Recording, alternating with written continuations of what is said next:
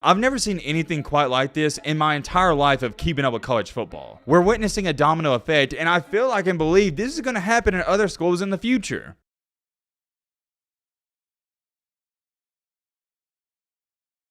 Woo! Ladies and gentlemen, it is safe to say you might want to get your popcorn ready for this one. Or maybe it ain't popcorn. Maybe it's your favorite meal you like to eat from Chick-fil-A. Maybe it's the number 2. That's besides the point. The point is, college football is going crazy. It feels like I said this last year, and I probably did, but I'm going to say it again because this year, it's doubled it. This offseason is one of the messiest offseasons I've ever seen. And a large reason for that is you can thank no other than the good old transfer portal and the NIL. That is your large reason, but at the same time, I can't remember the last time Ohio State, Alabama, and Georgia, 3 of what many people think is your 3 top teams, are having quarterback battles. So on top of the transfer portal and the NIL, we've also had some major quarterback battles going on, which I like to see. But the reason I've gathered all of you here today, the reason I'm saying college football is currently a mess, is because of the situation that is unfolding at Michigan State. Yes, that's right, you heard me correctly. Michigan State. When is the last time we talked about Michigan State on this channel? I mean, they flat out suck. I know a lot of people are going to say, Matt, Michigan State, who cares about them? And well, my friend, I understand that point of view, but you might want to check this out. Because what's happening at Michigan State, not only is it controversial, we're going to talk all about it, but it may, and it just may, happen at your team sometime soon. You're definitely going to want to see what's going on there, but also the breaking news that just came out as to when I'm speaking and filming this video, Auburn's quarterback, TJ Finley, he's entering the portal. Craziness, craziness, craziness, and I'm going to tell you straight up, I wouldn't have it any other way. I love it. I've said it before, I'm going to say it again. You can say what you want about the transfer portal, the NIL, whatever you want, but it's entertaining. You can't deny that. I'm starting to think they just implemented this stuff so we had something to talk about in the offseason, and I'm not complaining. I'm not going to hype this up anymore. I think you guys know we got some interesting stuff to go over and talk about. As always, if you like college football content, it's relatively simple. Consider joining. We'd love to have you part of our family. Major shout out to everybody that is subscribed. All right, Matt, blah, blah, blah. Shut the crap up. Without further ado, let's get into it. First things first, I hope all you had a great Tuesday, and I hope this video makes your Tuesday night slightly better, and that's what our videos are about. 10 to 15 minutes where you can escape reality and just kick back, relax, and talk about some football. And to be 100% honest with all of you, that's what I love the most about our community, because we don't take life seriously. We just like to joke around, have fun, and it's awesome. I really appreciate each and every single one of you, and I hope that all of you are as excited for this college football season as I am. And I'm telling you, it is right around the corner. Regardless of all that, Matt, shut the crap up. Let's get straight into it. Okay. I say, let's talk about this Auburn situation first with their quarterback, TJ Finley. We're going to get it out the way. Not going to talk about it too long. There's not much to explain here. Relatively simple. You see it on your screen. Auburn quarterback TJ Finley, he announced today he's entering the portal. Am I shocked by this? No, I expected this. I've been expecting this for months now. Maybe you're shocked by it, but I'm not. If you are one of these people who are shocked by this and you didn't see it coming, I don't really know what to tell you. You should have saw it coming. As to where it stands at this current moment in time, before he even announced he was entering the portal, he wasn't going to be the starting quarterback. That was going to be Robbie Ashford, and we've talked all about it. TJ Finley just isn't that good. He's not the guy.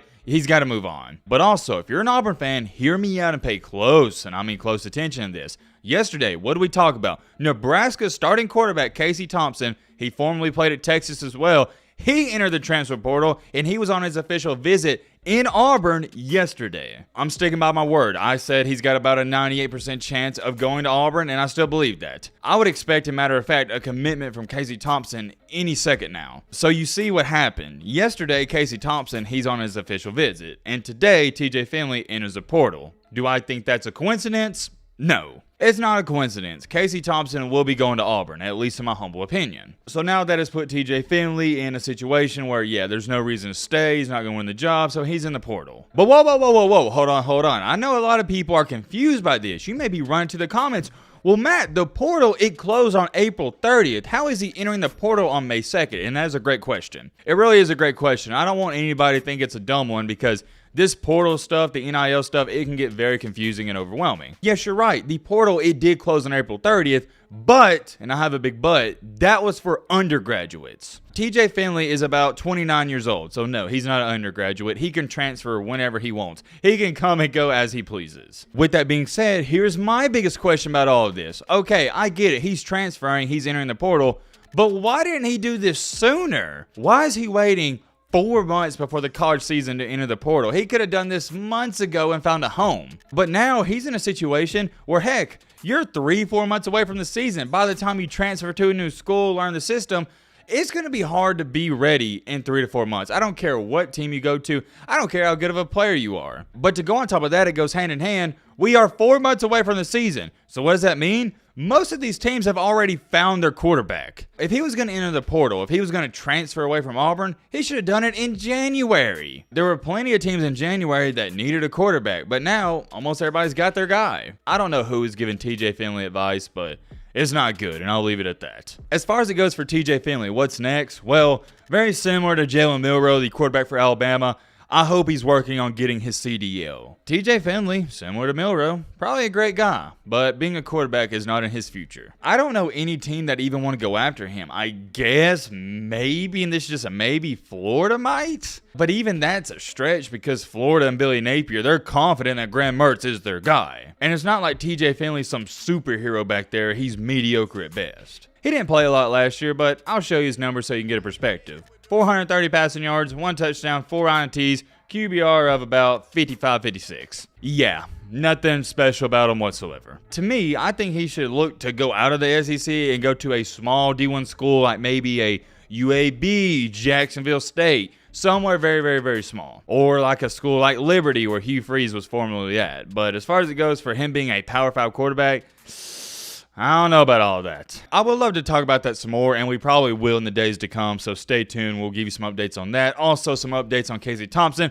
But we got to move on to the main topic of the main encore, the main reason you clicked onto this video, and we got to talk about what's going on at good old Michigan State. We're not wasting any time whatsoever. We're getting straight into it. So in the second round of the NFL draft, the Green Bay Packers selected Jaden Reed, wide receiver out of Michigan State, with the 50th overall pick. Now I know what you're sitting there saying. Matt, what in the crap does that have to do with anything? Just hear me out. And if you've been following up when we were talking about the NFL draft, I even talked about this pick and I was like, well, dang, this didn't make any sense whatsoever because he got drafted way higher than what he was supposed to get drafted. And also, his numbers last year at Michigan State were terrible. I'll show you right here. In 2021, he hit over 1,000 yards and 10 touchdowns. But in 2022, everything dropped. He went from 1,000 yards to 600 and only 5 touchdowns. Not good. So when you look at it on paper, and even I did this myself, I was like, well, dang, this guy fell off. Why did he get drafted so high? Well, here's what really happened. He didn't get overdrafted. He didn't get drafted too high. He got drafted right where he should have been drafted. So I do want to apologize. I made a mistake when saying Jaden Reed was overdrafted because I was basing that opinion off of his numbers at Michigan State. Because to be honest, last year, I completely forgot about him. I didn't even hear about him. But why is that? Because his quarterback was trash. That's why his numbers had a decrease. That's why nobody talked about him. So what does that have to do with the Michigan State football team now? Well, apparently and allegedly, all these NFL scouts, they were telling Keon Coleman, who is a wide receiver who's coming back, they're telling him, hey, if you don't transfer out, this same thing is going to happen to you, because they were telling Keon Coleman, Jaden Reed, your buddy who got drafted with the 50th overall pick, if he would have played for a better quarterback, he probably would have been a first-round pick. So what happens next? Michigan State's other star wide receiver, Keon Coleman, he enters a transfer portal. He's sitting there going, yep, they're right. I don't want the same thing that just happened to my friend happen to me as well. In 2022, to give you some perspective, Coleman had 58 catches for nearly 800 yards and 7 touchdowns. And I'm going to remind you, he did this with his quarterback being complete trash, and that same quarterback's coming back this year. So what Keon Coleman looking out for his draft status, he enters the portal. He's thinking, hey, if I play for the same team and my quarterback's trash, the same thing that happened to Jaden Reed is going to happen to me. But then, guess what happens? The quarterback who was throwing to these wide receivers, who arguably hurt Jaden Reed's draft stock,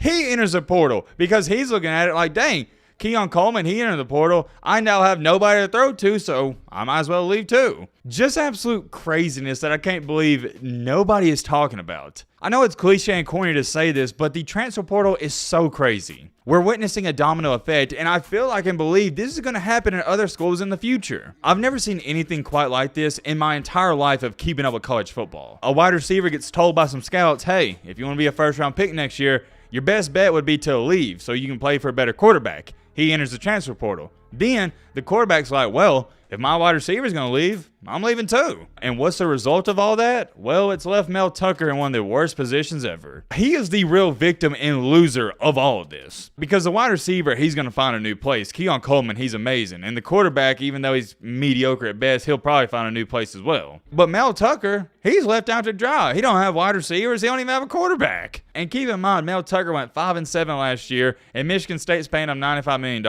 And if I'm a Michigan State fan, I could care less about Peyton Thorne leaving. He's average at best. He was bad a lot of the times last year. But Keon Coleman, that one hurts. But here's my point with all of this, and it's my main focal point on what I want to get to. What is stopping other quarterbacks and wide receivers all across the country from doing this? I'll give you a great example. There's 3 quarterbacks in Tuscaloosa, Alabama fighting it out for a starting spot. Well, what's stopping Jalen Milroe from talking to a couple of his wide receiver buddies at Alabama and getting and convincing 1 or 2 of them to transfer to another school with him? Nothing. Nothing at all is stopping them whatsoever. I think in the future what we're going to start to see is package deals. And I don't think Peyton Thorne and Coleman are a package deal. The main reason Coleman leaving is because of Peyton Thorne. But that's something I've thought of in the past couple of days. I think that will be something we start talking about in a couple of years. I am very curious. So let me know your thoughts on all this down below. Do you think package deals with players, that's something that could happen in the future? Or is your boy Matt crazy? Let me know your thoughts down below. But roll with me.